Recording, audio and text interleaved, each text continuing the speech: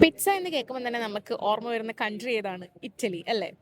ഇറ്റലിയിലെ തന്നെ നേപ്പിൾസിലാണ് ഇതിന്റെ എക്സാക്ട് ഒറിജിൻ ആയിട്ടുള്ള പ്ലേസ് എന്ന് പറയുന്നത്.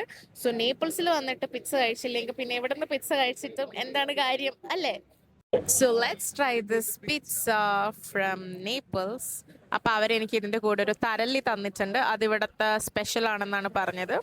So let's see how it goes. It's super cheesy. അടിപൊളിയുണ്ട്.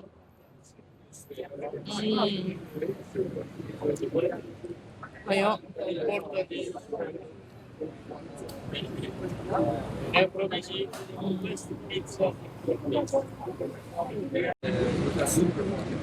Pizza four A reason. ഇപ്പൊ എനിക്ക് മനസ്സിലായി. ഇപ്പൊ പിസ്സ പറയുമ്പോൾ ചില്ലി ഓയിൽ പറയും. അപ്പൊ അതും കൂടെ എനിക്ക് ഒഴിച്ച് കഴിക്കാനാണ് ഇഷ്ടം. So this is chilli olive oil. എനിക്ക് നല്ല ഫുള്ളായി. ഞാൻ വിചാരിച്ചു എന്നെ കൊണ്ട് തീർക്കാൻ പറ്റുന്ന, ബട്ട് എന്നെ കൊണ്ട് പറ്റും. ഞാനിന്ന് ആക്ച്വലി രാവിലെ നമ്മളെ ബ്രെഡ് ഫ്രൂട്ട്സ് അങ്ങനത്തെ കഴിച്ച് സ്നാക്സ് കഴിച്ചിട്ട് ആക്ച്വലി മെയിൻ ആയിട്ട് കഴിക്കണ മീൽ ഫസ്റ്റ് മീൽ ഇതാണ്. തരലി ടേസ്റ്റ് ചെയ്തില്ല. സോ തരലി ഒന്ന് ടേസ്റ്റ് ചെയ്ത് നോക്കാം.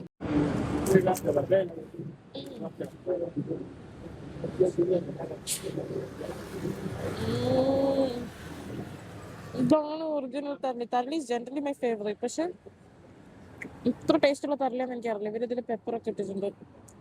സൂപ്പർ.